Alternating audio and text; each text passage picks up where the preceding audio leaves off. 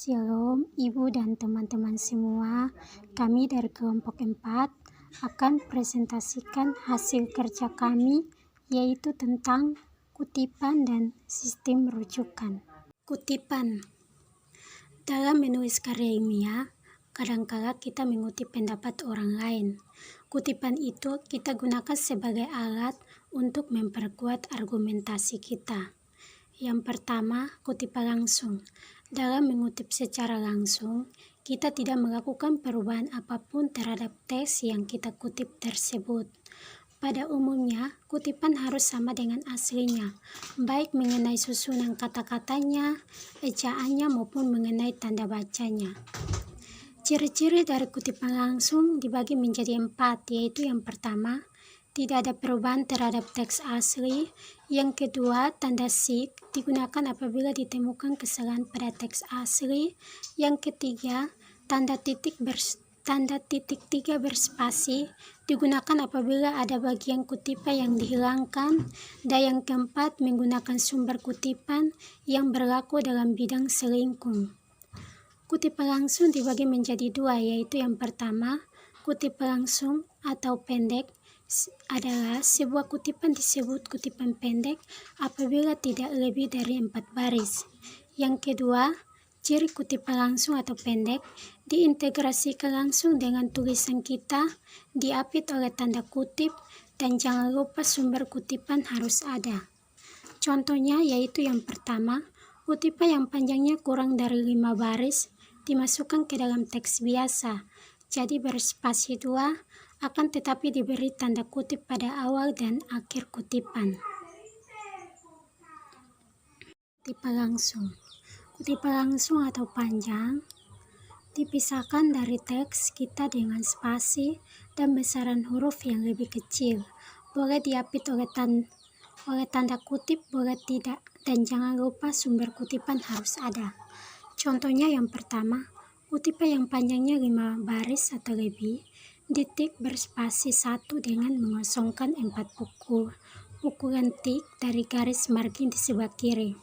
Yang kedua, demokrasi bukanlah sesuatu yang baru bagi masyarakat kita, seperti yang dikemukakan oleh Muhammad Yamin sejak beribu-ribu tahun peradaban Indonesia. Maka segala putusan yang mengenai negara dan masyarakat dipungut dengan berunding antar anggota yang berkepentingan. Ciri-ciri dari kutipan tidak langsung dibagi menjadi 3, yaitu yang pertama, diintegrasi dengan teks, yang kedua, tidak diapit oleh tanda kutip, dan yang ketiga, harus menyertakan sumber kutipan. Contohnya, bagi bangsa Indonesia demokrasi bukanlah sesuatu yang asing, melainkan sesuatu yang sesuai dengan watak dan peradaban bangsa Indonesia. Rujukan. Dalam upaya menjaga etika ilmiah dalam hal penggunaan sumber lain dalam sebuah tulisan, kita mengenal sistem catatan. Sistem ini dikembangkan dalam tiap bidang ilmu selingkung sehingga muncul variasi dalam penulisannya. 2 sistem perujukan yang sering digunakan yaitu yang pertama, catatan kaki, dan yang kedua, catatan belakang atau daftar pustaka. Catatan kaki adalah catatan yang diletakkan di bagian bawah halaman menurut S. Sistem catatan dapat dibagi dalam 2 jenis, yaitu referensi dan informasi tambahan. Yang dimaksud dengan referensi adalah data semua sumber yang dijadikan rujukan dengan ditandai oleh angka. 1. Bentuk footnotes. Dalam footnotes harus dicantumkan nama pengarang, nama penerbit, tempat, dan tahun penerbitan, halaman-halaman yang dikutip atau yang berkenan dengan teks. Kegunaan footnotes seperti pada buku, majalah, surat kabar, karangan yang tidak diterbitkan seperti tesis, disertai dengan interview. Mempersingkat footnotes atau catatan kaki tidak usah selalu ditulis selengkapnya. Kalau suatu sumber telah pernah disebut dengan lengkap, yakni pada pertama kalinya, maka footnotes itu selanjutnya dapat dipersingkat dengan mempergunakan singkatan ibid, of, cheat, dan log cheat, yaitu yang A. Pemakaian ibid, B. Pemakaian OP cheat, C. Pemakaian log. Daftar pustaka atau catatan belakang